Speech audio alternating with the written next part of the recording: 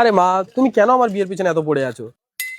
কোনো ভালো মেয়ে পেলে বিয়ে করে নেবো, কি আছে এত? আমারও তো বিয়ের বয়স হয়ে গেছে, আমি কি একবার গিয়ে দেখবো? অফারটা করেই যাক। না না, আমাকে কেনই বা কেউ বিয়ে করবে? আমি তো একটা চাওয়ালি, আমাকে কেউ বিয়ে করবে না। তো কি হয়েছে, আমি কি দেখতে খারাপ নাকি? যাই, একবার ট্রাই করেই দেখি। ঠিক আছে মা, রাখো, আমি পরে কথা বলছি। এক্সকিউজ মি, চা খাবেন? আমি কেন চা খেতে যাব? আরে খেয়ে দেখুন না, খুব টেস্টি আর স্পেশালও। ভেবে দেখুন, দিনটা কিন্তু ভালো হয়ে যাবে। আচ্ছা, এতই স্পেশাল? ঠিক আছে, দাও দেখি। নিন। আচ্ছা, আপনি কি বিয়ের জন্য মেয়ে খুঁজছেন? না মানে, আমি ওখান থেকে আপনাকে ফোনে কথা বলতে শুনেছিলাম, তাই জিজ্ঞেস করছি। যদি কিছু মনে না করেন, একটা কথা জিজ্ঞেস করতে পারি?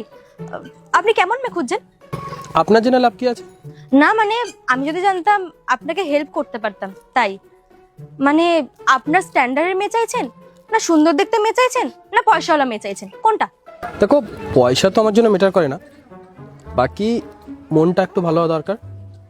আর যেন আমার খেয়াল রাখে, আমাকে ভালোবাসে, আর একটু দেখতে সুন্দর হলেই চলবে। আচ্ছা, তার মানে আপনি পণ নেবেন না, তাই তো? না আচ্ছা, আমি কেমন? মানে, মানে আমায় কেমন দেখতে, আমি কেমন? এখন আমি কি একটা চাওয়ালার সাথে বিয়ে করব? কেন?